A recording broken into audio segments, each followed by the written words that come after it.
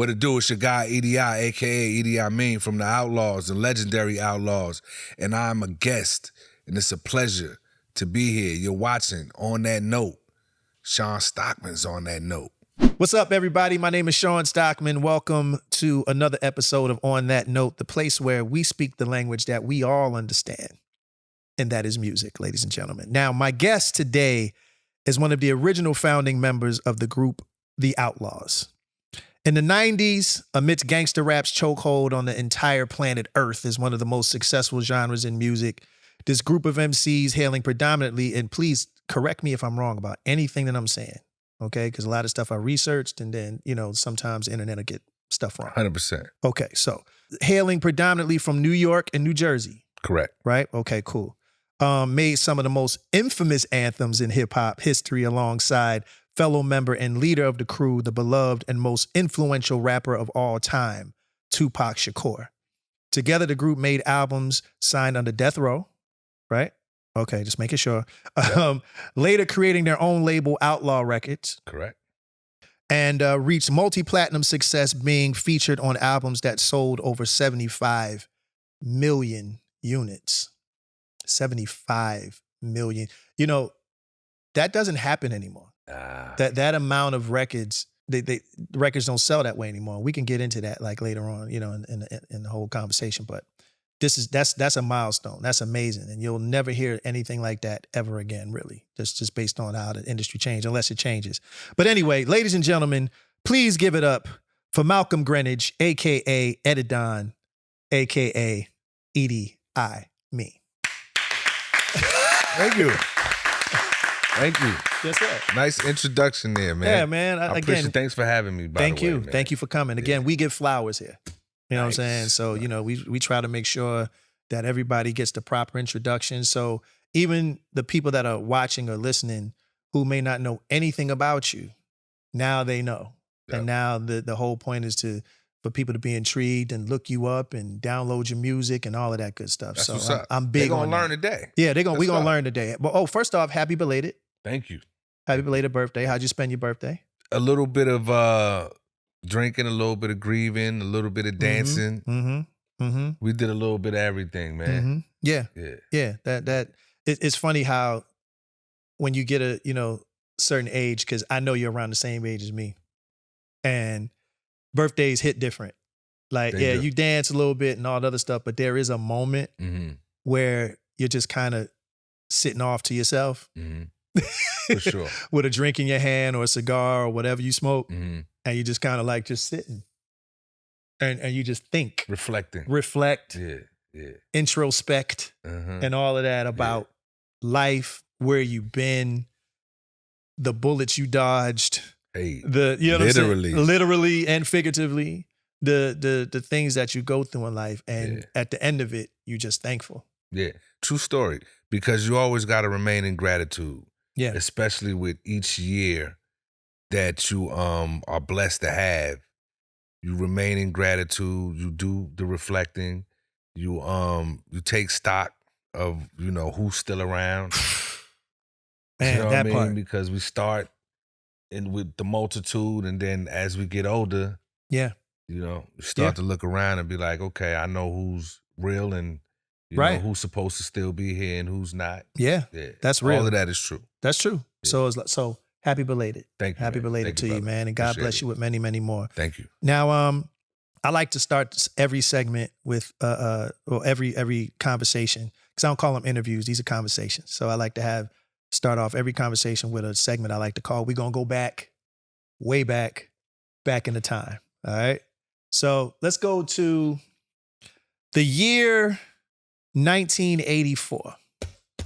You're 10, right? In Brooklyn. Right. This is around the time where hip hop was crazy. Mhm. Right. It was what, maybe 10 years old, maybe something like that, maybe a little older than that, but it was the music to Still listen brand to new. in the Yeah. hood, still brand new. Yeah. You wake up in the morning in Brooklyn. Give us the sights, the sounds, or the smells, but most importantly, the sounds. What was the music that you listened to that took you on your journey to become the the man that we all know as E.D.I. Mean? A lot of what my mother liked to hear. My mother was and still to this day a big music lover and had Mm-hmm. a very expansive record collection Mm-hmm. in our home, Mm-hmm. full of all genres of music. Mm-hmm. And I had access to it. And so in Brooklyn, New York, of course, hip hop was right outside my door. Right. Everywhere. Right. You know It's what the I'm saying? birthplace. You know what I mean? Yeah, it was Yeah. it was right outside my door. 84, we talking about Run DMC Yep. was like the biggest thing on the planet Everywhere. to me. And Run's voice just did something to me. You know what I'm saying? As soon as I heard him through the opening lines of Sucker MCs and King of Rock, I was like, yo, that kind of power is something, you know, that I want to have. But then on the flip side to that, I was a huge New Edition fan What? as well. Get Absolutely. outta here. I bought the first New Edition album with Oh, my snap. allowance and How about that? got on the train and went to the record store, Okay. you know, by myself to pick that album Right. up. And so Oh, wow. I had a mixture. And then the radio at that time wasn't so segregated like it is now. So I would be able to hear, you know, Prince, of course, Michael Jackson's 84 we talking about.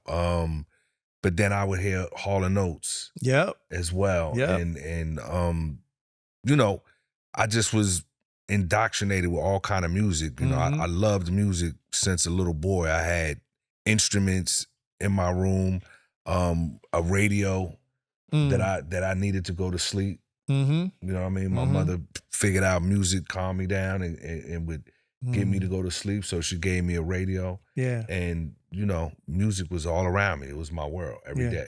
Yeah, that's crazy. That the New Edition part is a shock. Oh man, listen. I actually had a chance, oddly enough, the other day, I was at a friend of mine's birthday party. Some of y'all might have seen it on the internet because it was Vlad from Vlad TV. Okay. And guess who walks in? Totally surprised out of everybody there. Judge Mathis and Johnny Gill. Exactly. That's exactly. You don't see that every day. Judge Mathis and Maybe Johnny. am I lying? Judge Mathis and Johnny Together? Gill walked I in think- together. I think Judge Mathis be kind of in the scene sometimes, though, bro. I didn't know he was Yeah. in that type of scene. But I think JG be hanging out with him. We had Johnny's our guy. He's been on the show. Yeah. Yeah, That's so funny. Johnny Gill and I got a chance to tell Johnny Gill, you know what I'm saying? I had a chance to give him his flowers and Right. you know, and tell him how much of a fan of I was a New Edition. I turned 50 last year. Yeah. And one of the things I wanted to do was see New Edition in Vegas, and I got a chance to go to That's the show. dope. Yeah. Well, you know what? Let me take back what I was about to say. I'm not shocked that you're a New Edition fan. A lot of hip hop artists, a lot of rap acts, just like you said, it wasn't as segregated back in the day. So a lot of the rappers loved the R&B music, and obviously the R&B artists loved the rappers. So, and because we used to do the same shows together, we ran in the same radio stations, we were on the same labels, the whole 9 yards. So it doesn't shock me. It doesn't shock me. Because you at think all. about it, New Edition was in Crush Groove. That's right. You know what I mean? That's right. So they were very much That's right. a part of hip hop. Yeah. As you know, LL and That's right. and running them. That's you know right. what I'm saying? It's true. They just sang and danced. Yeah, it's true. Yeah. It's true. It was just as much a part of culture as anything else. And this is just like you said, you touched on how segregated the music industry is now. Like R&B is separate from hip hop and hip hop is separate from like it's weird to look at because a lot of what we both grew up on was all of that. All of it. All of it. Which is music. Which was music. Yeah. And everybody dug it and everybody respected what everybody did. Nobody was trying to step on each other's toes or anything like that. We just enjoyed it for what it was. 100%. You know what I mean? We would go to hip hop shows and rap dudes would come to R&B shows and show love and respect. So I'm not shocked at that at all, man. So, all right. So in Brooklyn, were there any rappers that you might have run into that later became like big? Like as far as like, because one, Brooklyn is Brooklyn. So practically everybody was there. So did you see a young upstart that became like I didn't, because the part of Brooklyn I lived in was called Coney Island. Okay. And Coney Island is the last stop on the FD, the B's. It's the last stop of all the trains. Right. So we're kind of like segregated a little bit from the rest of Brooklyn. Okay. You know, it's a small, like, Coney Island is really like a small town. Yeah. The amusement park pretty much takes up most of Coney Island, but then you have the hood. You got these projects. You got these row of projects from the train station all the way up to where it gets a little better, a neighborhood called Seagate. Okay. And so where we lived at was literally trapped in between like the train station and Seagate. Now, if you went into Seagate, where a lot of Jews, Italians, people with money, you went in there, you would get chased out. Right. Sure. You know what I'm saying? Anybody brown or black was getting chased up out of there. Right. Sure. And so we had to stay in this little, you know what I mean? And then when you went to the train station, you was leaving. You was going into the city. And so there wasn't many, there's rappers that are known from Coney Island now. But one thing that did happen a lot in Coney Island is the DJs setting up the turntables and bringing the speakers out to the park, and, you know, local MCs getting up there doing their thing, and a couple of well-known MCs came through Brooklyn, and I got a chance to just absorb, you know, hip hop from in its infancy. You know what I mean? And like, me and hip hop is the same age, literally. Right. So every year hip hop advanced, I was getting a year older and continuing to love the music, and knew from a very early age what I wanted to do. Dope. Yeah. Dope. Now, speaking of, you know, being a youngster, like, is it true that you met Pac in the 3rd grade? Was it the 3rd grade? No, actually, our parents, well, background story on how we got connected. Tupac's aunt and my father went to college together. Okay. And they developed a friendship in college. Okay. And so, famously, as the story goes, my father said to Tupac's aunt, "My wife doesn't like anybody, but she'll like you." And he introduced my mother to Tupac's aunt, and they've been friends for over 50-something years. Wow. So they actually met before I was even born. Wow. And obviously, through that, my mother met Tupac's mother, Fanny, and our family has been connected for over 50 years. So Pac was always a part of my life. He was just like another big cousin in the family. Right. He got me by about 3.5 years. So he was just another older cousin to me. You know, I saw no separation because, especially in the black community, everybody your cousin. You know what I'm saying? That's your cousin. I didn't realize we weren't blood related until later on, until I you know, grew up and got to really know, you know.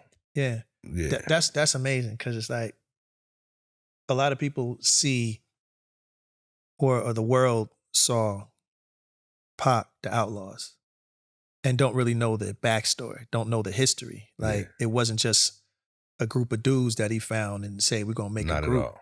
Like, Not this at was all. actually like family, if not in blood and bond. So, which makes a lot of sense, because me, for example, back in the 90s, listened to the Machiavelli record, for example, right? And hearing y'all, and hearing the whole connection and all the other stuff that y'all did. Me wondering, especially, and we're going to get more deeper into it, but just seeing the direction he went, and then the Outlawz. It almost was like, at first I was kind of like, well, where did he meet them? You know what I'm saying? Like, find him? right, where did he find them at? You know what I'm saying? Like, it was one of those things where I always wondered the connection, really. You know, but it's deeper than just it being a rap crew. It was like, y'all were actual, like, kin. Myself, along with Castro, who's his aunt's son, me and him were best friends. You know what I mean? For as long as I can remember. And so Castro was actually the only one in the group that was actually blood related to Tupac. You know what I mean? And then we had Yafael Gaddafi Fula, who was his god brother. So Tupac's stepfather and Gaddafi's father were comrades in the Black Panthers and Black Liberation Army as well. So that's how that connection, and we were all just like kids around, Yeah. you know what I'm saying? Kids around each other growing up. And Tupac obviously had the spark. He had the light. He was always going to be an entertainer, an actor, something, you know, that was at a very early age. And we were all little kids watching him and looking up to him. And the trajectory was going to go that way anyway, because we would do little talent shows for the family. And, you know, sometimes we was New Edition. How about sometimes we was Run DMC, you know what I mean? And Pac was right there with us. And you know, then we started to meet some of the other members of the Outlawz, and they became a part of the group as well. But it started with myself, Castro, Gaddafi, and Tupac. Okay, now if there's any video, it's none. If there's any footage, none. Who do we got any of those, nowadays, somebody have an moments, old VHS. We got to see Pac doing New Edition with Oh, come E.D.I. on, man. Mean. Come on. Yeah, We need absolutely. that video. And Pac had to be Ralph too. Mrs. Greenwich, Of course, if you gotta there's be the any lead singer. video that you might have. So Thug Life was a group previously to Outlawz. Was any of the members of Outlawz part of Thug Life? That was Nah, Thug separate Life guys. was you know, they were all older than us. And so Different dudes all and they were together. all from LA. Yeah, and Oh, that was okay. a group Pac put together, you know, out here from LA. So But they never came out with him or anything. aside from Mo Preem, you know, is Tupac's stepbrother. Brother, yeah. And you know, but all the other members were from out here. But before you were E.D.I. Mean, though, you had other rap. I You were did. down with other rap crews. You had other aliases. Like, Well, before I was E.D.I. Mean, I was just, you know, a solo rapper. You know, I was very competitive and confident. mhm. And so even though Pac was doing his own thing, you know, I would tell Castro, like, yeah, well, I'm gonna be a rapper too. You know what I'm saying? Like, Yeah. you know, I looked at it like, okay, he doing his thing, I'm gonna do my thing, and you know, we'll connect, you know, at the top. But Yeah. I definitely had other rap names, and you know, my little groups throughout high school that I did my thing with as Yeah. well. Yeah. Yeah. Now, if I'm not mistaken, you were in the Bay with Pop for a little bit. Am I right? Yeah. Yes. We moved to the Bay with Pac. I was 17, just graduated high school. Mm-hmm. Castro and Gaddafi were, you know, a few years younger. And he was about 20. Now, what 21. was that energy like, though? Because the Digital Underground days, obviously, they were a lot more lighthearted and a lot more fun, Mm-hmm. opposed to, you know, the road Yeah. everybody took later on down the line. What was that type of, what was Tupac like in those days? Somebody who was very determined, you know, very self-confident, knew where he was going. He already had juice under his belt. That summer they started to work on Poetic Justice. I got to meet Janet Jackson. Dope. Yeah, and you know, she had the softest hands I ever felt. I remember I shook her hands. It was like, there's no way in the way her We got to hands hear are this about soft. that interaction. Right, What was right, that right, like? You met her on right. set? Yeah. She was just very cool, very sweet. Yeah. That's lady. what's up. That's Yeah, she solid. is a sweet lady. Yeah. Yeah, shout out to Now I want to shake But her I had hand. a life-size poster of Janet. Like, I had the biggest crush on Janet Jackson, so I had a life-size poster of her Who in didn't? my room. Yeah. Like, from the floor, it was a life-size, and they took a still shot from when she was doing the live version of Control. Oh yeah, You know yeah. what I'm saying? I forgot who, but somebody got me the poster, and so that moment was like, Yeah, that's big time. this nigga's in a movie with Janet Jackson. Yeah, yo. that's he done crazy. made it. No, the whole hood and just black culture was just up on that, because just to see those two dynamics, Janet being considered the sweet, She was very America's princess. Come on. demure, you know, Yeah. young lady that's from a royal family, and then you got Tupac. Tupac I just remember- together in a movie like I that. remember yeah. Pac's interview on Arsenio when he was talking. It was Arsenio when he was talking about Janet and Yeah. doing the movie with her. Yeah, He's like, I wanted thought we take were going the to be AIDS friends test. forever. And he Yeah. said the day after the movie wrapped, she changed her number. She was like, yeah, thank you very much, Pac. I appreciate you. I'm out. But no, I mean, that's a classic movie. That's a classic film. Mhm. And Yeah. seeing Tupac's development, not just as a rapper, but an actor, I mean, you kind of touched on it as far as you always saw that in him, right? His ability Oh, to yeah. just be just an all-out entertainer. It wasn't just about hip hop and the music part, but everything 100%. else. Yeah. It was clear. You know, he was in Raising in the Sun, a play at the Apollo with heavyweights like Glenn Thurman and I forget who else was in that play, but he played the son in A Raisin in the Sun. Wow. And he was about 9, 10 years old when he did that. So his acting chops was way down the line. For sure. And then he eventually goes to the Baltimore School of Performing Arts with Jada. And so acting was always going to be a thing for Pac. It was very clear. Yeah. It's funny because I think I told this story before. I only had one interaction. I only met Pac once, and it was in. What was that like? I'm gonna tell you, it was funny because remember? Do you know the La Montrose? Of course. Yeah. Okay. So he used to stay there a lot. Yep. One of his favorite hotels. And so did we. Right. So I'm in an elevator. I'm about to go to my room. I'm about to hit the door. I hear somebody say, "Hold the door," and it's Pac. Right. And this is around the time where things was hot. With my man. So I was sitting there like, oh shit, I hope nobody run up on us, man. And they like, you know what I mean? So he comes in. I say, "What's up, man?" He's like, "What's up, man? Like, I love your music. I love yours too." So we dap, right? I said, "Well, what you getting into?" And he was like, I think he was finishing Tupacalypse Now. And I think he was like, "Yeah, I'm just gonna finish this one record, but I might have to go to prison for a few days for slapping the shit out of one of these directors." That's when he slapped one of the Hughes brothers. Oh, okay. So yeah, this is probably around the Strictly for My Niggas. Oh, okay. Yeah. So, right. Okay. So he said that, and it was a pause, and we looked at each other and just started cracking up in the elevator. And he got off, and I said, "Yo, nice to meet you." That was it. That was my only interaction with Pac, and it was just me and him in the elevator. And I always felt like, man, just that energy, just feeling the energy of Pac. I was like, this dude ain't a bad dude. Like, what people talking about? You know what I'm saying? He was like one of the, like, you know, and I say this kindly, one of the sweetest dudes. You know what I'm saying? Because he was, you know, he conversed, it was cool, it was funny. We had a moment and he darted out. I was like, I don't know.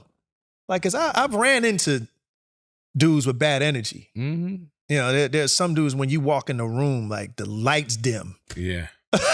You know what I'm saying? But with Pac, it was never that. Like, I mean, at least from what I felt anyway, and just the stories that I've heard from many people. A very loving, loved his people. Yeah. Loved to laugh. You know, and a ball of creative energy. You know what I'm saying? And Pac was generous to a fault. Could see that.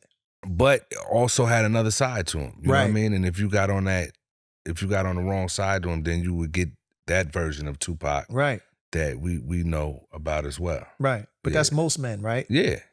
Nobody's one way all the time. You know what I mean? You know I think Pac is just so polarizing of a figure, especially throughout history, that, you know, people look at him and forget the duality that's in all of us. You know, and then you have people that speak about him and say, well, he couldn't have been this because he was this, or he couldn't have been that because he did records like, well, nobody's one way all the time. No. You know what I'm saying? No. Everybody has duality in them. And then you add that to the fact that he was a Gemini, you know what I'm saying? Yeah. I know a lot of Geminis in my life. Shout out to Nathan Mars in my group. Is he kind of the same as Pac? Yeah. I mean, he has a dual personality. Like, you know, you'll get a dude that don't say nothing to nobody in the room.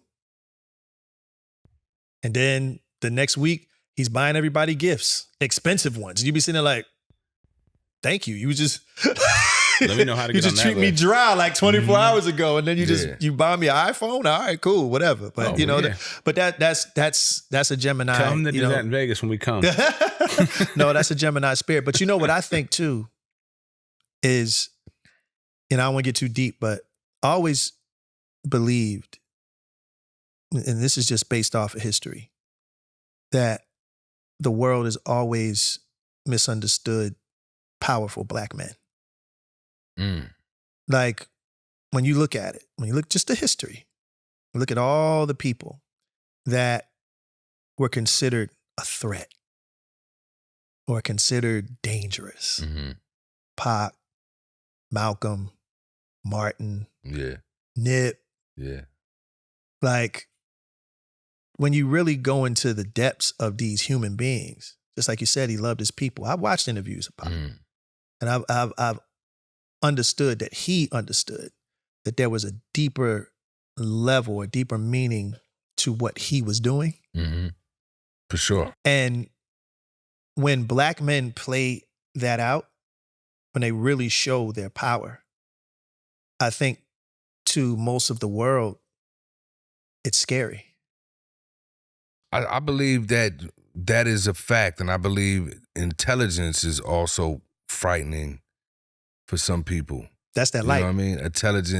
An intelligent black man who can articulate his feelings and has a plan and a direction may be threatening to some people. They would rather see us undecided and misguided and, heading in wrong directions a lot of times. But, there's some accountability on our part as well.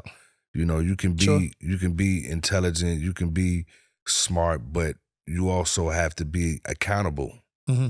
You know what I mean? You Yeah. got to be accountable, and that's what I preach to my children. I'm raising young black men as well, Yeah. and I preach accountability to them. Yeah. Yeah. And that's the thing too. Again, going back to, not getting too deep, but we as black men have a bigger responsibility because just our image can incite emotion, Mm-hmm. whether it's fear, whether it's admiration, whether Yeah. it's hate, Yeah, whether all of those things, just our look, yeah, just walking into a room, like it Look. can really create an energy that might be endearing to some, but frightening to others. mm-hmm. And just like you mentioned, like there is a level of responsibility or accountability that we as black men have to just take in because of the fact that we are as powerful as or polarizing of a Mhm. figure that sometimes even we tend to overuse that power. Yeah.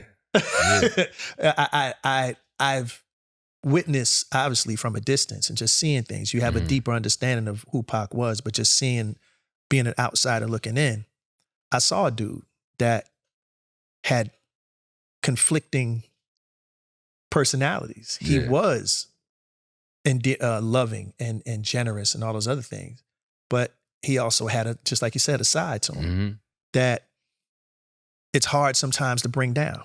It's hard to suppress, especially when you Yeah. put certain men like that in pressure cooker situations. Mhm. They're going to act out. Yeah. That's any man, especially with a personality like Pac. He's going to be Yeah. that other guy. Yeah. And another thing comes with the accountability that we had no clue about, early in the game during the 90s, emotional intelligence. Yeah. Being able to read yourself and know how to control yourself. Yes. Know what triggers you. Yes. All of these is things that we knew nothing about Yes. back then. I wish my friend got a chance to learn himself a little bit. He was on his way. Yeah. But yeah. I believe wish he that. had a chance to really know about emotional intelligence, triggers, knowing how to calm yourself down, knowing what triggers you, knowing how to remove yourself from certain environments that cause you to feel like you have to be. I don't put myself in environments that's going to trigger me and cause me to be that guy. Mm-hmm. You know what I'm saying? Now, if I'm hearing this, then I know how to go there. 100. But I'm not purposely going to put myself in those environments anymore. Yeah. Because I already know the outcome, Yeah. what the outcome could be. Yeah. And that comes through emotional intelligence and just living and getting to 50 and 51 Right. years of age. Right. You know what I mean? And that's why I say, and I don't want this to be a PSA, but that's why it's so important with sons to have fathers. Yeah. Because So true. fathers are the ones that's able to hold the shoulders down and Mhm. say, you have a lot of power. Yeah. You need to learn how to harness that, son. Yeah. You need to take that energy that you got. Mm-hmm. Like you need to really learn Let's how to give it a suppress it. direction. Yes. Yeah. Because that is the most important, because that's why a lot of our young men don't make it to 50 Mm-hmm. because they don't have that person to literally sit their asses down Mm-hmm. and say, yo, calm down. Like, calm down, relax. Mm-hmm. This is what you do with this energy. Yeah. And Breathe. this is why, and with that energy, understand how you can really change things in your life, whether it's negative or positive. That's where we come in. Mm-hmm. Because I have sons myself and a daughter. Mm-hmm. So not only do I try to suppress my sons to say, this is what you do with that energy, but I try to be an example for my daughter to say, this is how a man should treat you. Yeah. Like, you know what I'm saying? Like, this is, and I always say that I was the first one to give my daughter her flowers, literally. I was the first one to give her a hug, the first one to kiss her, the whole 9 yards. Yeah. Yeah. This is the gentleness that you should always feel Yeah. around a male. True story. You know what I'm saying? The way I hug you, if your future husband don't hug you close to that, he ain't it. Mm-hmm. You know what I'm saying? Like, you know, those types of things. But anyway, like I admire Pop because I saw someone great. I saw something deeper than all the trouble that he might have gotten into. But that's just part of being a black man in the industry that he was in. You're going to run into some of those speed bumps. And yeah, there are certain things I think we both agree he could have handled a little bit better. Mm-hmm. You know, but that was all a part of growing. That's all a part of growing. Absolutely. And we're talking about 22, 23, Right. 24 years old, you know, very, very, very young. He was Very You know what I'm young, saying? rich, we were and all famous. very young. And that was another thing. I watched him, you know, there's a duality that comes with when you're a Tupac Shakur and you're raised to be of service for the people. You know what I mean? But then you become rich and famous, and those very people that you're supposed to be of service of are now looking at you like food. You know what I mean? Like, you have money and fame and power, and you supposed to do something for me now. You know what I mean? You supposed to, you know, provide, give, whatever the case may be. And, you know, you're like, okay, well, hold on. I just got here. You know what I mean? Like, I'm a couple of years removed from poverty, from sleeping on a bench. Right. And you know what I'm saying? Now I have money and fame. When do I get to enjoy it? You know, I want to still be connected to my people, but if I stay in the hood, we know what could happen. But then if I move to the suburbs, I lose touch. And so there's a very complex balancing act that you have to do if you're a Tupac Shakur and you've been raised with this mentality to be of service for the people. You know, his mother being who she was, that's what she indoctrinated in him. You know what I mean? But they weren't famous. The Panthers weren't, they were infamous. You know what I'm saying? Pac was famous. Right. You know what I mean? He was an actor. So when you're a movie star, that's a whole different type of fame. Yeah, it's a different especially in pressure. America. Yeah. You know what I mean? Mm-hmm. I agree. Because now people be like, oh, you Tupac. Yeah. Oh, I want a picture. I want an autograph. Right. You know what I mean? Right. Two Yeah. things. We definitely got to do a part 2 because I already hear other things that we can discuss that goes deeper into, I guess you could say, the intricacies of being famous, being in the music industry, and the responsibilities that young black men have to, or just was pushed on us. And all those things. I'd love to have a conversation with you about that, like that. Sure. So as a We part definitely 2. do that. Yeah. But and second, the Black Panther infamy. Like, I read a book on Huey P. Newton, and it wasn't his autobiography, but it was another book based on him. And the thing about the Black Panthers, folks, is that a lot of people get a bad rap, give them a bad rap, and a lot of people don't understand that picture that you see of them on the government steps with the guns. They was just practicing their right at the time.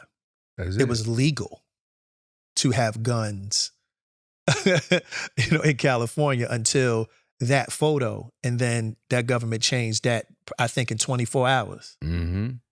Because again, it was we didn't mean y'all. Right. We didn't mean you. Right, that wasn't right. for y'all. Now, this is history. You can look this up. And again, the Black Panthers did a lot for the black community. They sure did. A lot. They fed the babies. They sure did. gave them clothes, education, art. Like, people really got to start reading their history. Yeah. Because as infamous as the Black Panthers were, again, I feel like that's a bad misnomer for an organization of black men. Nah, 100%. They policed the neighborhood and That's they right. policed the police. They policed the police. They followed them around and made sure that they did everything that they were supposed to do. Yeah. And they did it armed, which made a lot of people in the power structure very uncomfortable. Because, like I said, that was never intended, you know what I'm saying, for them. You know what I mean? That was always intended, you know, for us, meaning the power structure. I know what you're saying. So the Panthers definitely shifted things throughout history, and we all know Tupac's mother was a Panther, successfully defended herself and 20 others, Panther 21, and beat the government over 300 charges. You know what I mean? Was pregnant with him while she did this. And so this is a lot what, you know, created a Tupac Shakur and you know, eventually, you know, we all know this because now it's been talked about. Yeah. You know. Yeah. But yeah, over and over again. But she was one of the smartest. Rest in peace to a famous Shakur. She was one of the smartest human beings, not just women. Human beings I ever had the pleasure of sitting down and being taught and learned from. Yeah. And she was cooking all that energy in him while he was in the oven. Oh yeah. All that, that's dope. That's dope. So again, man, I encourage everybody watching or listening to read up on your history. It's very important, especially in this day and age where art history in particular is being attacked and trying to be removed from schools and from libraries and things of that nature. True. There's a lot of books that you can pick up online. There's a lot of things that you can research online. You can ask Chat GPT if you want. I was about to say, man, Chat GPT is... You use it a lot, huh? Yeah, I do. Yeah. I do. Yeah. No, it's dope. Like, I haven't even scratched the surface. Me either. Yeah, but it's a lot you can do with that, man. A lot of good things. I mean, I know a lot of it can be used for other stuff too, but anyway, we're going to get into something else. But in 95, Pac just got released from prison, right? Transitioning now to after everything happened in 95. It's interesting because I looked and I was like, was it his idea to name everybody after controversial potentates and leaders? Like, let's break down the names for the audience, right? Okay, so Tupac was the leader, was named after Niccolo Machiavelli, who was a political philosopher, Italian. Yafeo, he was named after Muammar Gaddafi. Yaki Gaddafi, right? Yep. Hussein Fatal. Yep. Obviously Saddam Hussein. Castro was named after Fidel Castro. Obviously Napoleon Bonaparte. Mussolini. Everybody know who Mussolini was. And Khamenei was named after a revolutionary leader from Iran. Iran, Khomeini. Excuse me. Whose idea was that to be named after these very controversial human beings? And you, E.D.I. Mean, like, you know what I'm saying? Like, you know, I heard stories about E.D.I. Mean. He used to eat people and you heard about all of that. You know what I mean? You didn't do that though, right? You didn't eat nobody. Nah, that was propaganda right there. He was famous for kicking a bunch of people out of his country, though. You know, and but the idea was from Tupac. He was, you know, doing time for those false charges that and he was in Clinton Correctional Facility, and he was reading a lot. And one of the books he read was The Prince by Machiavelli. Yeah, Machiavelli. And but he was reading a bunch of other books. And so what was popular at that time in hip hop was giving yourself an alias, like your alias to your alias. Right. And so Wu-Tang had the Wu Gambinos. Nas had started calling himself Escobar. Right. And Pac was like, we're gonna do that too, but we're gonna flip it and use actual historical, political, real people that existed. And you know, his idea was like the young black male in America is already considered an enemy.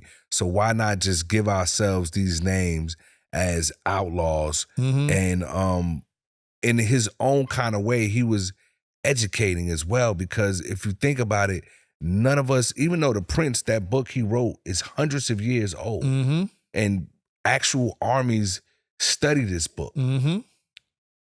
The black community didn't know who Machiavelli was. I didn't. We didn't. Until and so we like, who the hell is Machiavelli? It sound cool though, Machiavelli. That shit sound cool. Yeah. And he educated us on who this person was. And then it forced other people to educate themselves, because they like, Tupac calling himself Machiavelli. Who was that? You might have heard of Gaddafi and Hussein and EDI Mean. You know who those people are, but who is Machiavelli? And, you know what I'm saying? And even if you knew about Saddam Hussein, Gaddafi, Napoleon, it just made you want to, you know, I've spoken to so many people that was like, man, I never even knew who they were until I heard y'all use those names. It's true. And then it made me go look it up and find out. Yeah. That was the, I want to say, the real difference between hip hop now and hip hop back then. Like instances like that, and examples like Public Enemy, for example, who that's the first time I heard the name Farrakhan. Right. Farrakhan's a prophet that I think you ought to listen to. But he can say to you, what you ought to do is follow by now. Hell what the people say. You know what I'm saying? Like those things like stick, and is proof positive that music is influential. I hate when I see artists talk about, I'm just an artist. I'm just doing, you know, my thing or whatever, and getting that accountability thing of understanding that your frequency puts out a sound wave that people catch on to. No doubt. And you do make a difference in how a person walks or how they wake up in the morning. That's why when Prince Hakeem woke up and Coming to America, they had he woke up to violins and mandolins. You know what I'm saying? So music influences our whole movement. Yeah. And it can educate you. And so again, what he was doing, what y'all were doing, just with y'all names, was educating. It was educating. It made people go, oh, I never heard of that guy before. Let me read up on that. Right. So again, thank you for that. And thank you for just those subliminal educational innuendos matter. Yeah, it do.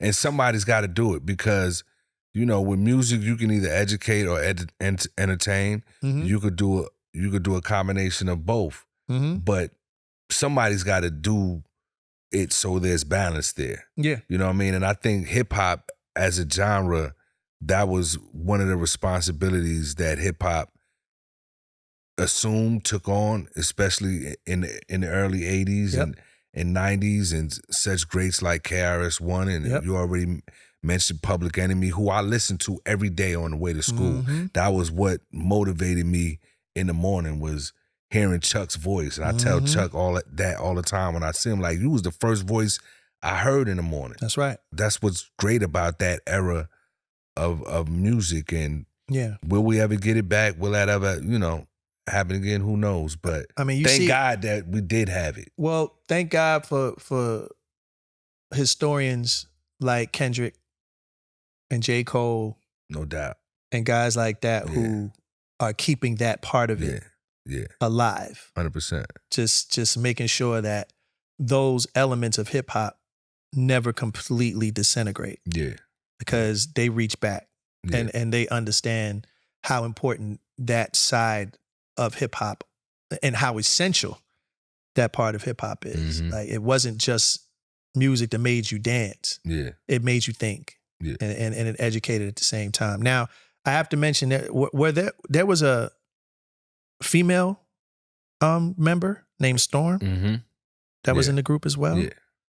Did she come into the fold later? And also, rest in peace to Young Noble.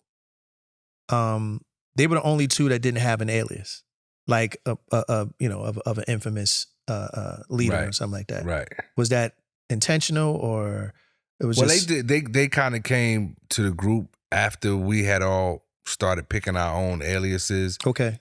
Young Noble specifically, just like Young Noble was just, well, first he was Noble.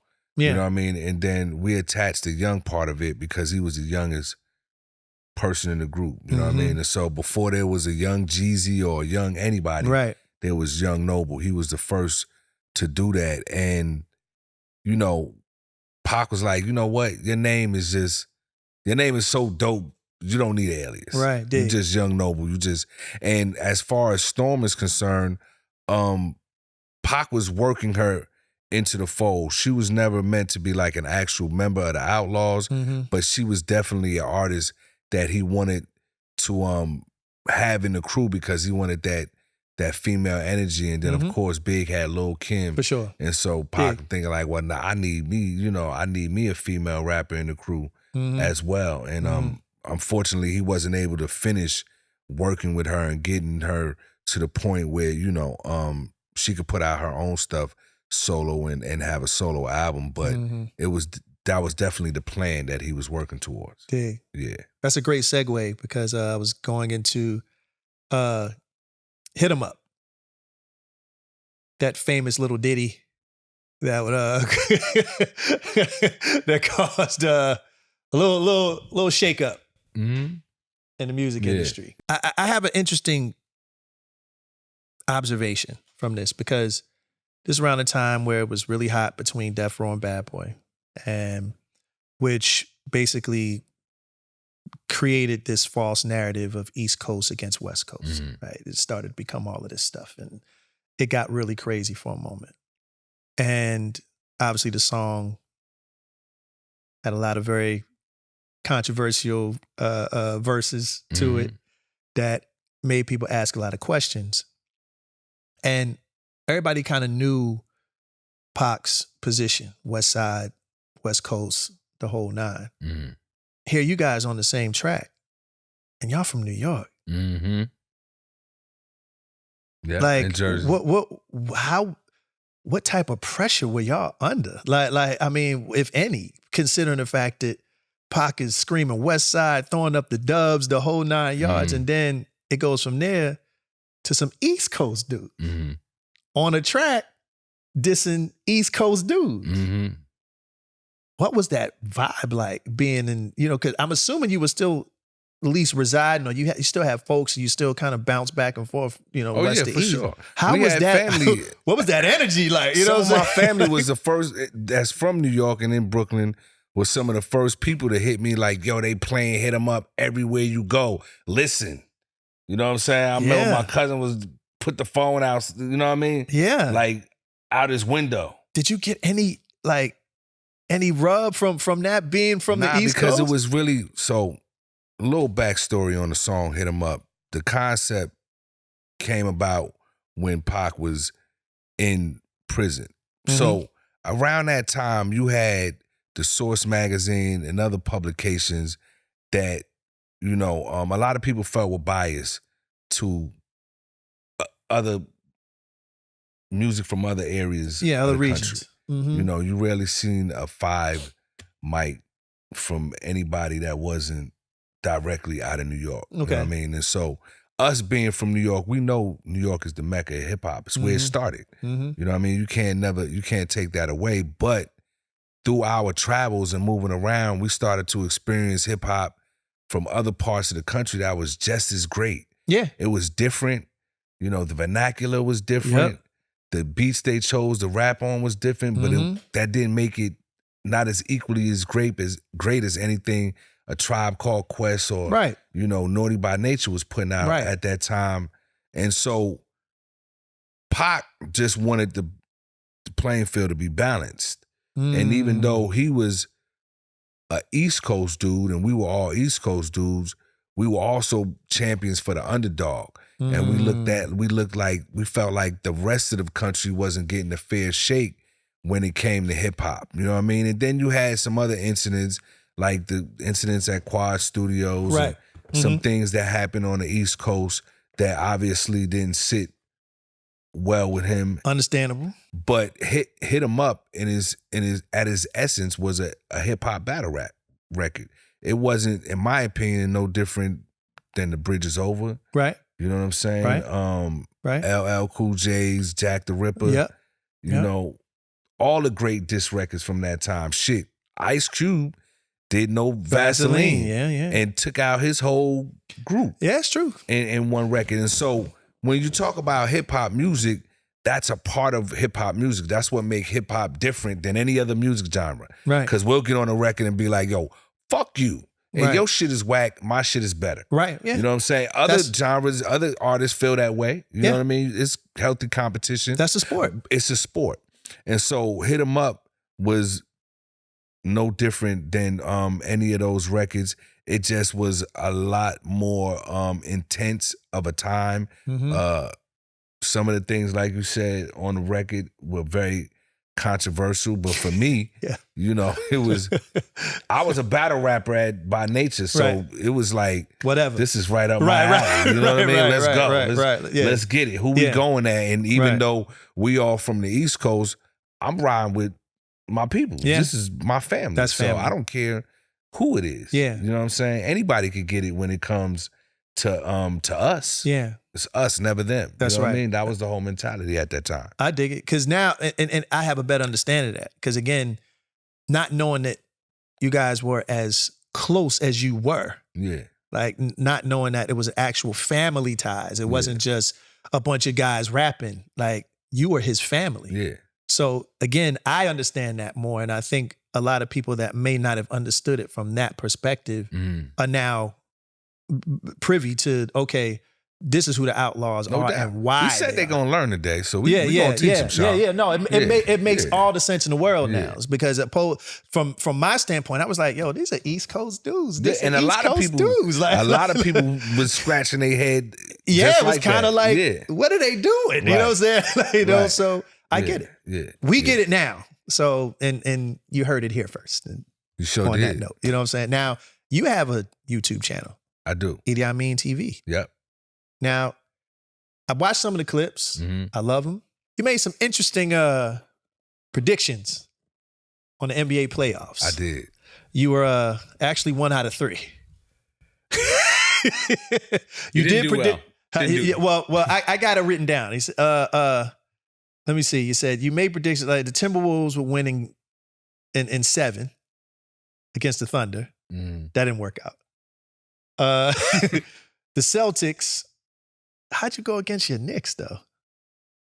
Well, he a Laker fan. Let's clear that up. I'm a Laker. You are a Laker fan. Yeah, I'm an absolute Laker fan. Okay. But being from New York, you would think that you would ride for the soil in this case. I was doing my best not to be biased, Sean. I was just going on, you know what I'm saying, what was happening in the NBA this year, and the Celtics, you know, played the Knicks a few times, and I don't think nobody's seen, like, if you could sit here and say not just being a Knicks fan, but if you could sit here and say you saw the Knicks beating the Celtics. It's true. Yeah. But Jalen Brunson was playing like a man possessed though. Yeah. He was Tatum got hurt, right? Tatum tore his Achilles. Tatum got hurt, but Jalen was on one. He was shooting circus shots, the whole 9 yards. He really, he put the Knicks on his back. Yeah, but if Tatum doesn't get hurt, probably a different look in that series for sure. I don't know. I think he got hurt on the last game. I think it's game 6. And Boston was up against the ropes at that point. Right, it's 3-2. I mean, didn't they win game 1? The Knicks won game 1. Yeah, the Knicks won game. They won games. They won games. Nobody saw that in Boston. Them winning game 1 in Boston. Yeah. And so right then I was like, oh shit. My prediction. You know what I mean? Because statistically, when you lose game 1, like 70% of the teams end up losing, especially that series. On the road. Yeah, on the road. Like nobody saw that right there. Yo. Yeah. I was shook. I was like, I was damn near thinking the Knicks was probably going to go all the way to the championship. Are you a Celtics fan, Sean? Hell no. I'm from Philadelphia, Pennsylvania. Nobody's a Celtics fan outside of Boston. Ain't nobody a Celtics fan except Boston. The way you started talking, I thought maybe you were a Celtics fan. I'm a sports fan. Okay. I'm a realist in the sense of I I give credit where credit is due. Jason Tatum is one of my favorite players. You know what I'm saying? No and doubt. Holiday and all those guys, like they're dope. Yeah. You know what I mean? And I'll give them up. I'll give it up when I need to. I can't. But If they got that green jersey on, they the enemy. No, I didn't think that the Celtics would go down that way. I didn't either. But I'm like you. I rejoiced. I celebrated. Yeah, you know no, what I'm saying? We celebrated like, yes, Boston is gone. Yeah, they yeah, done. Yeah, yeah. There won't be another championship for the Celtics this year. Yeah, you know what I mean? Year. That was definitely an upset. I celebrated for sure. That was an upset. And like I said, the Knicks they just was on one. They had a battery pack that took them to the semifinals, which I thought was interesting. But the crazy part with that whole series is that a lot of people didn't understand that OKC, for example, and I love Ant-Man. You know what I mean? I think he is the future of the NBA. I think he's going to be amazing. He just got a few things to learn, you know, as far as just his leadership and just his knowing how to settle in and make other players around him better. Yeah. I think that's his biggest issue. Yeah. You know, he's on his I'm me, you know what I mean? And that'll only take you but so far. You need a team to win a championship. Yeah. But a lot of people don't understand that OKC, only second to the Celtics, was the best road team in the league. That's true. And they had the number one bench in the league. 10 deep. 10 deep. Like, and not to mention, they beat everybody from the Eastern Conference. They did. Everybody. What they proved, they didn't lose to nobody on the Eastern Conference. What they proved, Sean, is team basketball still will beat anything. Yeah. Good team ball movement. SGA doesn't take a ton of threes. He's great. He's a good teammate. He's the best player in the league, and it's not even close. Yeah. Mid-range killing them. Mid-range killing them. And I love it because that was Kobe. Kobe was a mid-range killer. Yeah, for sure. You know what I'm saying? And I appreciate that because Steph made the three-point shot so popular over these past few years. A lot of young players just want to pull up, you know what I'm saying, from 40 or 30 and just launch. I mean, come on. Don't get me started on Sean, transition, because this can go. Yeah, I know. But I'm not a fan. We're too old to have this conversation. We definitely telling on ourselves as far as age-wise. We too old to talk like this. It is what it is, man. We need to talk about it. And again, for SGA, props to him because he's proven that you do not have to be that kind of player to run the league. Like he's running the league, killing niggas with the mid-range game. With the mid-range. And the mid-range is honestly a lot harder to shoot than a three-pointer. It is. A three-pointer, you can just launch it and you can And bank pray, shot it. you know what I mean? You know, but a 15-footer? Come on, man. That's Karl Malone's world. That's KG's world. That's Big Ticket's world. Like those dudes made a living off of shooting 14, 15, 16 feet. Yeah. And making it look easy. But yeah, we can go on and on about that. I just wanted to touch on that because that's the one I saw. I was like, he thought the Celtics gonna beat the Knicks. And I understood that because I thought they were 5, so I was off all playoffs, man. You know what I mean? Yeah. All right, one more question. One more basketball question. And then we can move on. Like and I'm done. But what do you think? I mean, I know you're a Lakers fan, but what do you think the Knicks need to get over that hump? Because New Yorkers was going crazy. Everybody just knew finals, this is our year, blah, blah, blah. Sound like Cowboy fans. But yes. What do you think the Knicks need to go to that next step? Well, I think they did it. You know what I'm saying? And they got a new coach. Yeah. Thibodeau, he ran his players into the ground. You know what I'm saying? He didn't buy into the 10 deep motto that OKC, and I just think the Knicks just ran out of gas. They did. You know what I mean? You playing like literally 6 players. You know what I mean? Multiple games back to back. Yeah. No team is gonna win a championship like that where their main guys are just exhausted. Yeah. You know what I'm saying? Jalen look exhausted. And I think that's why he lost his job because he just refused to play other players that was available and that was there. And for whatever reason, You know what I mean? I don't know why. You know what I mean? Because you got these players on your bench. Use them. This is the playoffs. Yeah. If you don't go and use them during the season, now's the time to use everybody. All hands on deck. Yeah. Real You know talk. what I'm saying? And and it cost him his job, in my opinion. And so they got a new coach, Mike Brown. Yeah. You know what I'm saying? And I think he's qualified for the job. I was sure. voting for I Mark love Mike Jackson. You know what I mean, to get another shot, but they went with Mike Brown, and I think, you know, the Knicks got that much more of a chance with a new coach. It was time for, you know, somebody else to come in and you know, get a chance. That. Yeah, I dig that. Chance, and shout out to Mark Jackson. He should be a coach in the NBA. Absolutely should be a coach in the NBA. Give that man a job. Yeah. Like let's keep it all the way funky. Before Steve Kerr came in to the fold of the Bay, he created that team that Steve Kerr benefited from. So let's not forget that. Like Mark Jackson was coaching them first. Yeah. And for whatever reason he got fired and Steve Kerr hopped on basically to a golden goose. So I just wanted to give Mark Jackson his propers, and a lot of people gotta do it. Be pissed off about that, but 100%. so what? But all right. July 4th, 1996. House of Blues. Los Angeles, California. Yeah. I wish I was there. Man, what a night. Let me say something about the House of Blues back then, because we used to hang out there too. One of the best places to be. For sure. On a Friday night. Sunset Boulevard in the 90s Sunset Boulevard. was the shit. Sunset, you had to be there. You had to be there, man. House of Blues on Sunset was one of the greatest places. This was before I moved to LA officially, and me and the guys would come in for business or whatever. That would be one of the first places we always go. Yeah. But Friday, Saturday night on the Sunset Strip, just cruising the strip. Oh, it was beautiful. Man. Everybody bumping their speakers. It was a beautiful Everybody time. showing their whips. Hey, man. Like, that was it. It was a beautiful time. Yeah. That was it. Now that I know you now, can I get an invite to the House of Blues in 96? Right. So absolutely, I got you. VIP status, baby. VIP status in the dressing room, the whole night. All that. Backstage. That was a monumental moment. You had the Outlawz, you had the Dog Pound, you had Casey and JoJo. Yeah. Please walk us through that night. What was the energy like? What the backstage? What was being discussed? You know, how powerful was the weed smoke in the back? Like, please just give us like the whole ins and outs. He's still high. I'm about to say of that energy, because that night Pac went off, and I heard y'all didn't rehearse.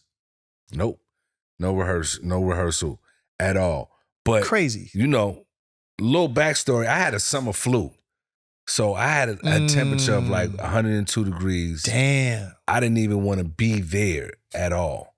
You know what I'm saying? And Pac got on his Ike Turner shit. He was like, you better get it together. You better get it together. You know what I mean? Cake at him, man. You better go drink some tea and whatever you got to do, bro. Right. We performing tonight. You know what I mean? And to be honest with you, I wasn't going to miss it for the world. And soon as that, you know, the lights went up and the music came on, I felt great. Yeah. You know what I mean? And was able to get through the show. But it was pandemonium. You know, at that time, you know, you had two of the biggest rappers in the world doing a show at the House of Blues on the 4th of July. There is no room anywhere in that place. It was complete sellout.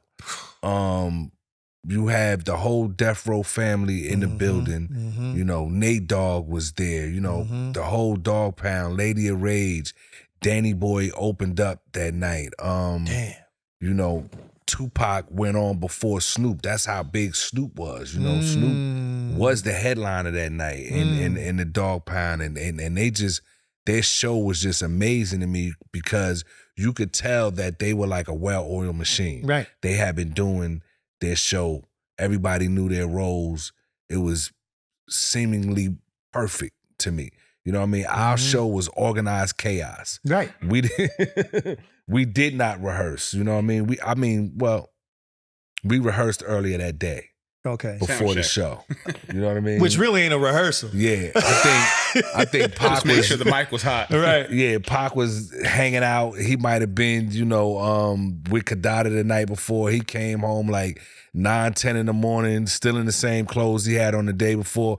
Like, yo, we got to rehearse. I got to come up with the set list. Let me get a pen and a paper. And literally came up with the set list that morning. No. You know what I mean? Then press play on the DAT machine and said, okay, now we're going to rehearse. Let me tell you, please look that up on YouTube. So good. I watched the whole show and you couldn't tell that y'all didn't rehearse. The DJ was on, like Pac was on, hitting every verse. It was just might have been a little debacle with the mics with Casey and JoJo, but other than that, and even them locked in. Yeah. How do you want it? Yeah. Boom, doom, doom. Like, yo, killed the whole show. I couldn't tell. Yeah. There was no rehearsal. Y'all ran through them records so seamlessly. That show was special. But thank you, man. I appreciate you saying that. But No, it's when I real. look at it back now, I just be like, oh, this shit, man. And Suge had jokes, you know what I'm saying? Like after the show, because Suge was a funny guy, believe it or not. Right. Low key comedian. And he was like, yeah, y'all rocked it, but y'all definitely need to rehearse. And, some of y'all need to keep your shirt on and get in that gym. You know what I mean? Like this nigga had jokes, but, you know what I mean? But like you said, I just think Pac's energy and charisma just powered the show. You know what I mean? And his spirit lit the stage up. lit it up. You know what I mean? Lit it up. Y'all And killed that shit, bro. Thank you, man. Thank you. I Did you have a appreciate it. favorite moment of the night for you? Yeah, 100%. I have a couple of favorite moments, but one of them is doing a song that he had literally just written and recorded a few days before called "Never Call You Bitch Again," Oh, and it that's a had great record. the old switch guitar lick. Switch. Oh. Right. Yeah. They'll never be. Yeah, From yeah, that, yeah. he sampled that record, and I just love that record. And I love that moment because we all fell back, and he kind of just had the spotlight on him. Whatever background, if you go back and look at it, whatever background we did, we were just sitting down and letting him have, the stage to do this brand new song called Never Call You Bitch Again. Now, years later, we had to remix it, and Tyrese got on it and ended up doing a hook on that. But that moment is probably my favorite moment of the whole night. Just the fact that y'all understood what was going on, like that's professionalism. Like just knowing, yo, this is his moment. Let's sit back. Yeah. And y'all all sat down. And it wasn't planned. We just all kind of just knew, okay, that's why I'm giving you your let's take a props, break. because y'all had an understanding of the stage. Yeah. Like hip hop artists get a bad rap, and sometimes rightfully so, because it's just a bunch of Facts. people screaming in microphones. Facts. Where none of that was going on throughout that show. Mm-hmm. Y'all ad-lib, y'all brought in certain points in, but y'all knew when to fall back. Mm-hmm. Y'all knew when to come up front. Yeah. Beautiful show, honestly. Yeah. I wish I was there. I don't know if I was there in 1996. I don't know where we were, because we normally are You guys were in LA. topping the charts too somewhere. No, I mean, Selling a bunch of records. Yeah. Touring all over the goddamn I don't know where place. we were. You Like, were in he a act Rolls like he was Royce, at- Sean. He act like he was at home twiddling his thumbs and shit. No, You was no, working, man. We 'cause- know you was working. No, because normally, Y'all probably was booked and busy that night. That's why y'all wasn't there. I don't remember, but I would have loved You to had been there. 60,000 fans somewhere in No, seats. I would have loved to been there though. Yeah. That was historic. Yeah, that was And just that was a seeing great it, night. It just takes you back. Yeah, Like we used to love. Like let me give y'all like a normal Friday night in the House of Blues, right? You might see Jada there. You might see Vivica there, up top. Mm-hmm. You know what I'm saying? You Yeah. might see Nia Long there. Mm-hmm. Will Smith, they were all there. Yeah. We were just hanging. Yeah. Just everybody. Just you might A see virtual who's who. Yep. Might have would be seen in the Latifah building. there, Yeah. Pac there. Mhm. We were just kind of kicking it. Yeah. That was the energy on a normal Friday night in a House of Blues on Sunset. Yeah, ain't no telling who you would see. One of the greatest venues you know, musical venues, just a great place to go to. I've seen so many different artists perform there. One of my favorite shows all time at the House of Blues, I seen Tina Marie. We were just talking about Tina Marie. I was seen talking about Love a Tina Girl. Marie tear the house down Tina by was herself a beast. and her band and get up there and play the bass guitar. I'm That lady was cold. I'm still trying to figure out how to check her DNA. She was not a white woman. Tina was not. I'm sorry. Did you get a chance to see her? We might have. I've never seen Tina Marie live Yeah. in person, but I've seen her shows like just on video and stuff, and just loving her music. Yeah. And just loving just how she delivered songs and stuff like that. Not knowing that she sang Fire and Desire with one take. Wow. One take. She sang that verse that y'all hear. Love them and leave them. One take. One take. That's how I'm telling you. She was a mulatto or a Creole or something like that. She was not a white woman. There was a dip of something in there. Yeah, it was a little touch of something in there. Her soul, man. You know what I'm saying? She was. I love soul. soul. Yeah. Soul to soul. Yeah. No matter what colors on the surface, and she was as soulful as they come. And yeah, that was probably one of my favorite shows I ever seen at the House. That would of have been Blues. dope. Yeah. You know, besides How our do we own bring was that Tina back? Marie. Yeah. Yeah. Kill it. How do we bring that back, Sean? I mean, how do we bring back Sunset Boulevard in the 90s? How do we just bring it back? I don't know. I rode down Sunset one time. It was boring. There was nothing recently, there. and I almost wanted to shed a tear because it is it is nowhere near what it used to be. No. You know what I mean? It's just, I was just riding down, looking around like, dang. Yeah, as soon as you got off that 101 on Sunset, about You get the House of 500 yards Blues. in, you get to the little Asian spot on the right. I forget what it was called.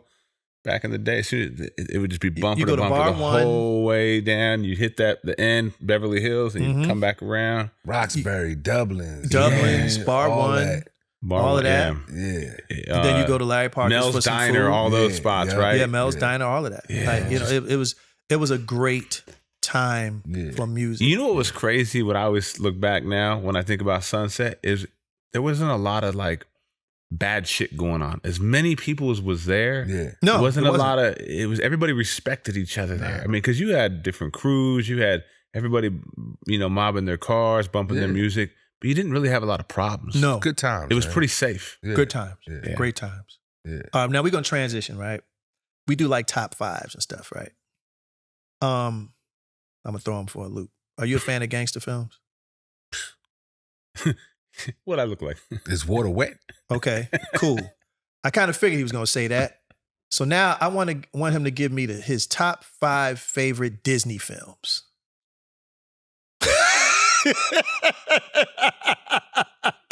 I knew he was gonna say that. I knew he was gonna say he was a fan of gangster film. Yeah, okay, cool. So give me Does your it top have to be 5. Disney? Your top 5 films that were not gangster films. Okay. How about that? Well, yeah, that's And if you want to throw in some Disney films, that's cool too. I like That's the not hard. Disney. It's not going to take away your gangster. I like it it. I ain't got going to take away your kids, gangster. so If yeah. anything, you more gangster. If you know what I mean? You got there's kids. some Disney films that I love. You know what I mean? I actually just recently took my grandson to see The Lion King, Simba. Mm-hmm. And he loved it, and I loved it too. And I always judge a movie on whether at this age, whether I stay awake or not. If I stay awake, it's a good movie. Right. It's a decent we movie. Are at If that I age stay, now. yeah, 100%. And look, I'm not ashamed to admit it because I love a nap. Right. You know what I mean? Hell and yeah, I'm whenever a I nap can king. get one, shit, if I'm in a nice, cool movie theater and this movie ain't working for me, oh yeah, I'm gonna tap out. Yeah. But you know what I mean? Even my kids and grandkids was like, Papa, you stayed awake the whole movie. I was like, yeah, because that was actually a good movie. So See, I'm gonna there you give go. All right, cool. give that one. Okay, cool. That's gonna be one. All right, give me another one. Finding Nemo. Classic. I always like Finding It's a Finding classic. Nemo. Yeah, Who don't Finding- like Finding Nemo? If you Finding don't like Nemo. Finding Nemo, you Finding ain't got a Nemo. soul. So Lion man. King, Nemo. Nemo. Yeah, three Okay. more. Finding Nemo. What's the one? I don't know if this is Disney, but I always loved the Incredibles. The Incredibles are great. That's Disney Pixar. Love that movie. Yeah. Yeah. The Incredibles is great. The Panda. Oh, Jack Kung Fu Black. Panda? Yeah, Kung Fu Panda. Another classic. Okay, I all love right. Kung Fu See, Panda he too. going through this cool. See how easy that flows. This is your emotional intelligence. Exactly. Exactly. Yeah. And the fact that I have children and grandchildren as well keeps me relevant in that world. That's right. And then my So you got 4. Last one. My grandson's is a super, and I don't know if this is Disney or not, but I gotta say it for him, Sonic the Hedgehog. Sonic the Hedgehog. This kid loves everything Sonic. Everything. Yeah. Everything that got to do with Sonic, the clothes, he got the merch, the movies 1, 2, and 3. He done seen them all. So great video game too. Yeah, great. Yeah, I know about the video. He don't even realize that it was a video game. He just thinks Sonic lives on TV. But I remember playing Sonic back in Me too. with Sega. And, Yes, you know that's what I right. mean? Yeah, That's right. Yeah. See, so that's my 5. See how easy that was. See, You threw me a curveball. I like that because I was ready to get my Goodfellas. Yeah, I already know. I was ready to run it down. Know. You know what I mean? Because I got my 5 on that level. But you threw me a curve. I like that. That'll be on part 2. But we wanted to flip the script. Yeah. Can I get a question in? Go ahead. What is your favorite Pac moment in the studio? Because I've seen him be Rick James. I've seen him be characters in the studio and put on the wig and he's doing the dance. The whole. Do you have a favorite moment with him in the studio? Yeah, Pac was a practical joker. You know what I'm saying? So he was a complete asshole when it came to people falling asleep in his sessions. You could not fall asleep. And if I'm up, you got to be up. And if you got caught falling asleep, we had pranks. We like to do different things like put shaving cream on your hand and tickle your nose. Oh, so when you wake up, pat, right? A little bit more diabolical. He would put a match to like quarters and pennies and then sit it on your arm. Oh, that's mean. Yeah, that's painful. So, did you get one of those? Nah, because I was always staying awake because I knew, first of all, I knew what he would get up to, but then I was so inspired and wanted to be on, I was greedy, so I wanted to be on every record. Right. You know what I'm saying? I wrote verses even if I knew he was going to neck the whole song. Right. Just in case. You know what I mean? He might be feeling generous, and you know what I mean. Right, like I wrote a verse to me and my girlfriend. Oh, okay. You know what I'm saying? And I fully expected to be on that record. You know what I'm saying? And rapped it for him, and he was like, "Nah, sit this one out. I'm gonna do this one." I was like, "Damn, but my shit is good, Pac. You might want to hear this again." And so, nah, I never got caught sleeping in the studio. You know what I mean? But some other people did, you know what I'm saying? And yeah, I always liked to, like we had fun. It wasn't always serious and militant. Yeah. Even though it was 98% of the time, the other 2%, man, we was just having a good time, laughing and, you know, doing shit like that. Dig. Yeah. You're a producer too. I am. So give me your top 5 favorite producers. And then gotta be hip hop, but you could throw those in too. Give me a top 5. Yeah, I'm glad you asked me that question because I do have a top 5. Okay. And this is in no particular order, but Jimmy Jam and Terry Lewis, I can't even. If they're not in your top 5, it ain't a top 5. Yeah. Yeah. And the older I get, I start to realize, damn, they did that too? Yeah. Like it's crazy. You know what I just learned? Jam just told me this, that Dance With My Father, the Luther record, he did the other record, but with Celine Dion. Celine Dion redid the record a couple years later, and Jam and Lewis did it. I had to look it up on iTunes. It really exists. I thought he was lying. That's crazy. Isn't that crazy? Yeah. Yeah. Yeah. I mean, they got that type of discography. For sure. Where you got to like, well, oh, they did that. Okay, cool. Yeah. But I'm sorry, continue. That's one, Jam and Lewis. Jam and Lewis, you know, Babyface and L.A. Reid, Teddy Riley. Okay. I cannot do. Yeah, it's my top 5, right? Good. I can't do a list without putting Quincy Jones in it. You know what I mean? Okay. And if you want more, that's cool. Because you're already at 4. You went through those pretty quick. So if you want to do a top 7, that's fine too. Yeah. But I gotta put somebody new, and I'm a huge Pharrell fan too. You know what I'm saying? I love what Pharrell does. Props to Pharrell. You know what I'm saying? And but yeah, that's my 5 right there. That was 5, right? Yeah, that's 5. Yeah. Can we bounce back and forth a little bit, Sean? Mm-hmm. I saw Mickey Rourke. He stands up a lot for you guys and for Pac in particular. What is that about? I You don't know what I'm man. talking about? I think they did. You Well, know they the did actor, a movie. right? Sean, Mickey Rourke? Yeah, uh-huh. Yeah. They did a movie together Yes. called Bullet, Yeah. which some of it was filmed in Coney Island, where I grew up at. I had a chance to be on set, and they just had a great rapport. You know what I'm saying? And just developed a friendship shooting that movie. And Mickey Rourke is you know, as advertised. Right. You know what I mean? Like, I believe one day he came to the set with a real black eye, and you know, they had to do. Yeah. How the hell did you get a black? What were you doing? You know what I mean? I don't know. I'm sure Pac might have found out, but you know, they had to do some makeup and Wow. and get him right because he was living that life. Yeah. You know what I'm saying? And so he was one of the people that stayed down for Pac when he was incarcerated and would write him letters and you know, just one of those things, you know what I'm saying? They just developed a friendship. Can I double up on this? Yeah. Was Madonna really supposed to visit Pac in prison? Was that a real story? Where she was supposed to come, but she didn't end up coming or something? I believe Pac told her not to come. How come? Yeah, I don't know. You know what I mean? Not safe. I don't know. Yeah. Yeah, but I know she wanted to. You know what I mean? She did some very nice things for Pac. You know what I'm saying? Yeah. And you know, there's a song out there, Devontae. We know you got the song because Pac and Madonna did a song.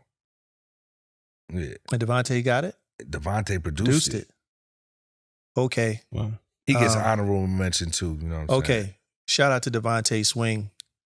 I know you don't do a lot of interviews, but you got way too much in that brain of yours that people need to hear about. So I'm inviting you to sit down in the same chair that this legend is sitting in and have the discussion specifically about this song with Madonna and Pac. have you heard it? The only time I heard it was the night they did it. Or they were in the I was studio the together? session. Yeah, Oh, yeah. we got to. And I think Devontae and Madonna did most of the record, and they had a space for Pac, and he went in and did his verse, and that was it. Never heard that song And you again. never- And it's just sitting in the cosmos. Somebody got it. Somebody got it. Sean, I we need think your we need to R&B get on the superpowers case. to get this record. We I'll need to find get on the out. case. I'll figure it out. Yeah. Because I would have never thought that Madonna and Tupac would ever do a record and produced by Devontae. Yeah. We gotta hear that. So yeah, I'm gonna get on my Yeah. on my Grizzly. I'm gonna figure that out. Come on, man. We need that. So I was told that you guys have new Outlaw Pac unreleased material. It is a Tupac song that's unreleased that most people haven't heard of. And so much of his music has been exposed at this point, that's very difficult to do. But because he recorded like he recorded, there is something coming. I can't give y'all too much details on it because the 30th anniversary is coming next year. The 30th anniversary of his passing, 30th anniversary of All Eyes on Me, and Machiavelli album. So there's some things in the works. So Pac fans can get excited. Be on the lookout. I'm excited about that. It's coming. If there's any release parties or events, especially in LA, please send me an invite. 100%. I love to pull I'll up. make sure. I'll put You us know in a what group I'm saying? text, yeah. Yeah, I'll make sure y'all know. I'll be in the cut. Yeah. Nah, you ain't got to be in the cut. I just Come on, man. I like being in the cut. Somebody might pass you a mic, namely me. Like, Sean's right here. Is the building for House of Blues still there? Could we do a private event there? nah, they did. Nah, they put yeah, something I else think- yeah, there, something man. They else. tore it down? Yeah. Yeah. Yes. Because I was like, imagine if it's the shell was there, we rented it out July 4th, Yeah, that'd be sick. 2026, and we bring Snoop back and we bring back that that'd vibe be for one crazy. night. Oh my goodness. I mean, we could still do that, maybe just in another location. Yeah. But that would be just sick. And saying. like recreate the House of Blues. Recreate the House of Blues, aesthetics yeah, and yeah, everything. uh-huh. Is they Of still a That would company? be crazy. I don't think so. I So I said mean, maybe we could no, that's not true. Because there's a House of Blues in Chicago. I think they still have a House of Blues in New Orleans. They have a House of Blues in OC. Oh, yeah. Okay. Right, right by And they got- Disneyland. Yeah, they got a Yeah, House of Anaheim, Blues yeah. out there. Maybe we could Yeah. work with them to do a one night only like you said, Now, re-image that it. is a fucking great idea. And we actually. do dope. it July 4th, Yeah. 2026, 30 years to the day. Could do it in Anaheim. Could do it We in could one do where it by in the Anaheim. We could do it right in Disney World. Anaheim. That'd be sick. Yeah. That'd be sick. It's the Outlawz, You know how many the people Dog Pound, Snoop. What? You wouldn't be able to get in. You wouldn't be able to get in. Wouldn't be able to get Just in. from the nostalgic part of it. Yeah. And people our age would be like, what? Yeah. You know what I mean? Yeah. That'd be crazy. There. Yeah. We'll love that. Yeah. Shout Can I out to get my Corrupt invite? too. Shout out to Corrupt with the Dog Pound, who was Yeah. originally from Philly. So You're claiming him. Absolutely. shout Shout out out to to Corrupt. Corrupt. He was Yeah. actually one of the first people that called me when the news about Young Noble came out. Corrupt was one of the first people to call me. Real quick about Young Noble. You know, we ain't gonna get into the rumors and all that other stuff, but him as a person. Describe Young Noble as a person, because as an MC he was dope. Mm-hmm. But as a person, what type of human being was he, and what do you think he was going through in his last moments? Well, the name Noble, he was noble. He was a noble individual. He was very indicative of his name. Hardworking, you know what I'm saying? A real grinder. And he loved his crew. He loved this outlaw shit probably more than any other group member. You know what I'm saying? He really embodied it. And the irony of it is that since his passing, I'm getting so many different messages from different people saying, yo, he always had a positive word for me. You know what I'm saying? He always said something to lift me up when I was down. And which is crazy. That's why I guess they say, check on your strong folks. Because the strong people, you know, are always being strong for everybody else. Right. And a lot of times they feel like they don't have nobody to be strong for them. And so he loved hip hop music, a Jersey guy through and through. You know what I mean? A very solid individual. You know what I'm saying? Like me and Nob, once the group started to break apart and people started to go their separate ways, it was me and him for the large majority of these past 20 plus years. You know what I mean? Doing the shows and the tours and going across seas and actually being the tangible ones to, you know, because we lost Pac so quickly, we lost Gaddafi so quickly. So a lot of the fans didn't get a chance to see, you know what I mean? Like the night we did Hit 'Em Up at the House of Blues was the only time you'll be able to see Hit 'Em Up performed with all members and Pac. You know what I'm saying? Like you'll never see that anywhere else. And so we would go out and do these shows for the fans, and that was my partner. That was my PNC, my partner in crime for a lot of those years. And I unfortunately he lost his mother a year ago in July. Yeah. And he battled with that. Him and his mother were very close. She was a warrior herself, somebody who lived with HIV and survived for 30 plus years. Wow. And you know, he struggled with that. Yeah. Yeah. Yeah. Life is hard, man. Yeah, it is. Life is hard. It is. And just like you said, we got to check on our strong ones, because life can beat you up to the point where you get weak and you need the spirit put back into you. Yeah. Yeah. So I get that. Rest in peace, Young Noble, and peace, condolences and prayers and peace and solace to his entire family. That's a huge loss, not just for them, but for the hip hop community. So 100%. Yeah. I like to close the conversations this way, everyone. What's your favorite restaurant? I have so many. Okay. Clearly, I like food.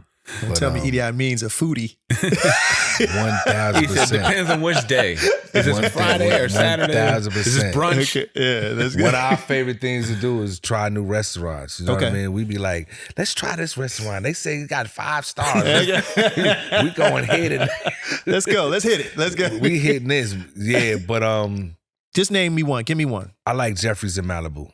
Jeffrey's in yeah. Malibu. Yeah, because it's by the water. Mm-hmm. The food is good. The drinks are strong. Okay. And, you know, I just love Malibu. You know what I mean? Cool. So you're at Jeffrey's by himself this time. This is Greenwich, okay? He's getting his his favorite meal, nice strong drink or whatever. You look over to the door, in walks in the younger version of E.D.I. Mean. Mm. He been looking for you. Mm. Been trying to figure out what's going on in the future. If there's any advice that you can give him and to make sure that he's on the right track. So he sits across from you Mm. and he's looking to hear what you have to say. What would the older version of E.D.I. Mean say to the much younger version of E.D.I. Mean? Boy, you're going to make some money. Save it. And don't spend so much time chasing that pussy. There's other things you could be doing for yourself. And I would absolutely, those are at the top of the list, for sure. Save your money and, you know, find some other hobbies besides, you know, Right. women. Yeah. Sound like something my father would say. Yeah. And on that note, ladies and gentlemen, can y'all please give it up one time for Mr. E.D.I. Mean, y'all? Great interview, man. Great questions, man. I gotta give it to you. And real quick, before we do this Sean Song segment, shout out to Aubrey Young and Warm Audio. They gave me this amazing microphone. It sounds really dope, and they make amazing equipment. You should check them out, Warm Audio. They from mics to preamps to all kinds of equipment for the studio, for the live performance, all of that shit. Like they're I think to me, the top as far as like new companies or fairly new companies that are doing it and taking music industry equipment to the next level. So Aubrey Young, thank you so much for this beautiful mic. All right. So let's try this without me screwing up too bad. All right. Exclusive. On that note, E.D. Sean, let's get it. Blacker the berry, sweeter the juice. Say the darker the flesh, sweeter the roots. Give a holler to my sisters on welfare. Tupac kids, don't nobody else care. Nah, I know they like to beat you down a lot. When you come around the block, brothers clown a lot. But please, don't cry, dry your eyes, keep your head up. Forgive, but don't forget, girl, keep your head up.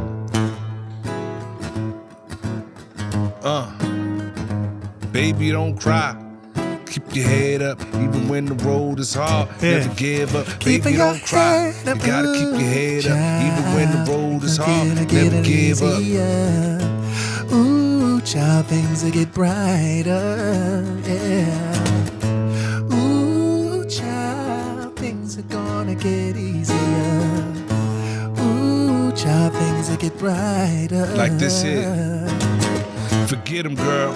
He ain't gonna never change. I ain't no hater, but that nigga lost in the game. After them bright lights and big things, he probably could love you, but he in love with the struggle. Every day, his mind on getting more. And never your feelings and chasing means for sure. Uh-oh, now you about to have his baby? Another wild ass nigga that's gonna drive you crazy. You got too much more living to do. Spitting this to you, cause you deserve more than what he giving to you. Beautiful, black, precious, and complicated. A new millennium dime piece, so fine she got them all stuck standing still when she come through. Baby, take a little more time, love will find you. As sure as the sky's blue, somebody other than me gonna give you everything you need. Baby, don't cry. You gotta keep your head up. Even when the road is hard, never give up. Baby, don't cry. You gotta keep your head up. Even when the road is hard, never give up. Baby, don't cry. You gotta keep your head up. Even when the road is hard, never give up. Baby, don't cry. You gotta keep your head up. Even when the road is hard, never give up. Baby, don't cry. I'm trying to do all that I can from jump. Now you losing, you was choosing the wrong man, dealt the wrong hand. You was young and beautiful, lost and turned out. What you let that nigga do to you?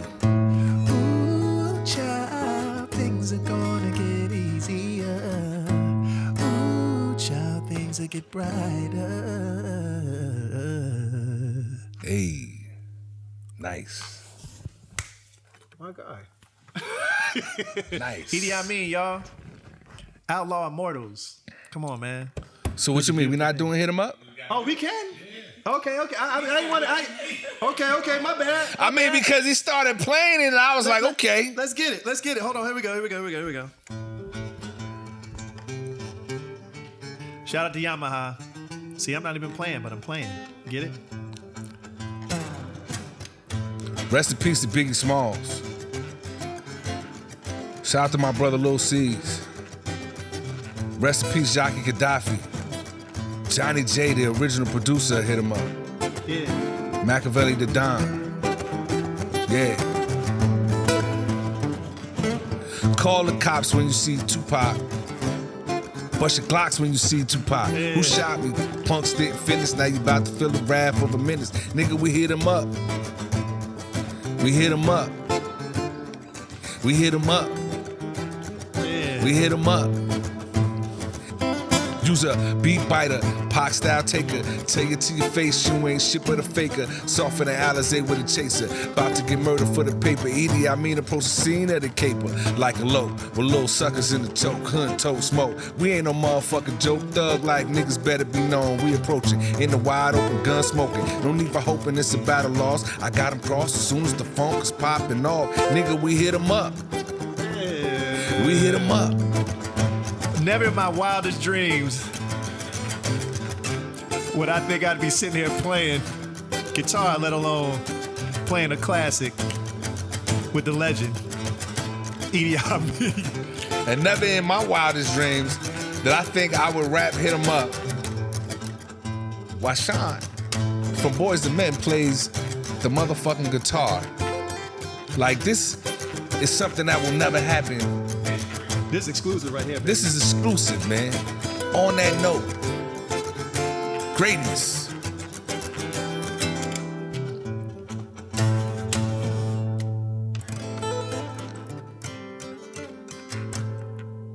Fly. It's fly right there. Hey, y'all, and that was On That Note. Hope you guys enjoyed it. And if you did, here's a couple more videos for you to check out.